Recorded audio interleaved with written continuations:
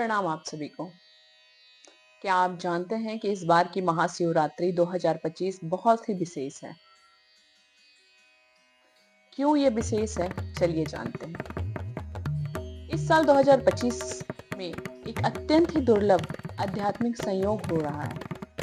जब महाशिवरात्रि और महाकुंभ मेला एक साथ आएंगे तो ये एक बहुत ही महान अवसर पैदा करेंगे, जिसमें एक आध्यात्मिक संयोग होगा।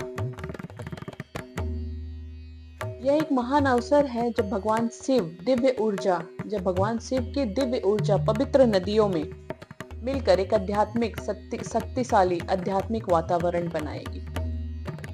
इस दिन महाकुंभ में स्नान में भाग लेना या अपने घर के नियर बाय किसी भी नदियों में स्नान लेना कई आध्यात्मिक लाभ प्रदान कर सकता है, जो आत्मशुद्धि से लेकर मोक्ष तक की ओर ले जा सकता है। यह भक्तों के लिए अपनी साधना को गहरा करने का एक अद्भुत अवसर है, जो जीवन में केवल एक बार आता है। यह भगवान शिव के आशीर्वाद को प्राप्त करने का सबसे उत्तम अवसर माना जा रहा है। अगर हम इस दिन स्नान की बात करें, महाशिवरात्रि पर अगर हम महाकुंभ के स्नान की बात करें या किसी भी नदी में स्नान की बात करें, तो ऐसा माना जाता है कि किसी भी नदी में या महाकुंभ में महाशिवरात्रि के दिन पवित्र नदी में स्नान करने से शरीर और आत्मा दोनों शुद्ध होते हैं और यह मोक्ष की ओर अग्रसर करता है।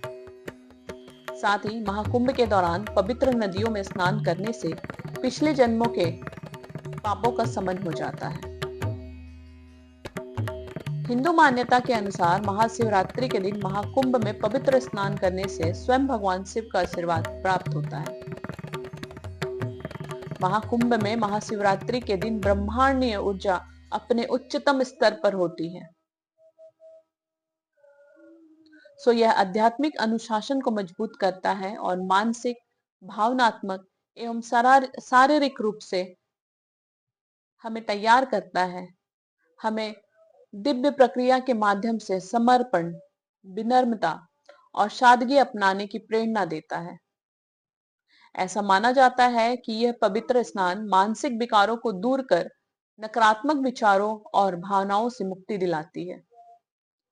अनेक अनुयायियों का यह भी मानना है कि इन अनुष्ठानों का पालन करने से उन्हें भावनात्मक संतुलन, आंतरिक शांति और स्पष्टता प्राप्त होती है। यह महाशिवरात्रि और महाकुंभ की दिव्य संगम संयोग है, जो भक्तों को आध्यात्मिक उन्नति के लिए विशेष अवसर प्रदान कर रही है। तो चलिए इसे मिलकर सेलिब्रेट करते हैं और इसे एक बहुत ही अत्यंत लाभकारी संयोग बनाते हैं।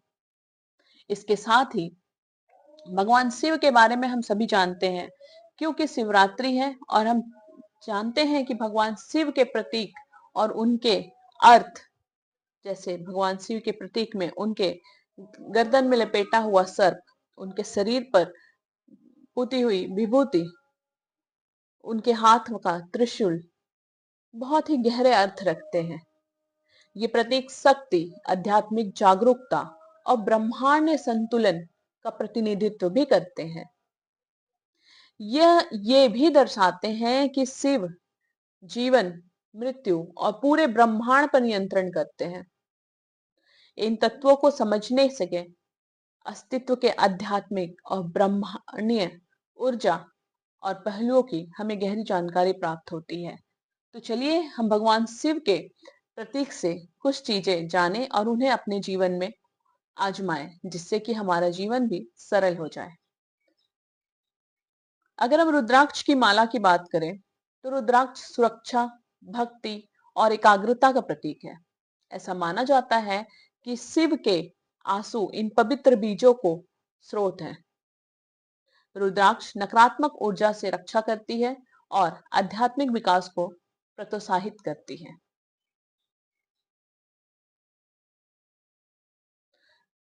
दूसरी चीज है त्रिशूल। त्रिशूल मतलब होती है त्रिशक्ति। त्रिशूल सृजन, विनाश और संरक्षण का प्रतिनिधित्व करती है। इसमें तीनों गुण, तमस, रजस, सत्व, तीनों गुण पाए जाते हैं। इसके साथ ही इसके 3 नुकीले सिरे जीवन के 3 महत्वपूर्ण पहलुओं को दर्शाते हैं। सृजन, सृष्टि, पालन, स्थिति और संहार मतलब विनाश। त्रिशूल 3 गुणों रजस, जैसे मैंने अभी अब आपको बताया, क्रियाशीलता हमारे अंदर की, तमस हमारे अंदर की जड़ता और सत्व जो हम संतुलन में रहते हैं, संतुलन पर विजय प्राप्त करने का प्रतीक है। इसके साथ ही भगवान शिव के एक और प्रतीक को हम देखते हैं जिससे हम कुछ सीख सकते हैं, वो है डमरू।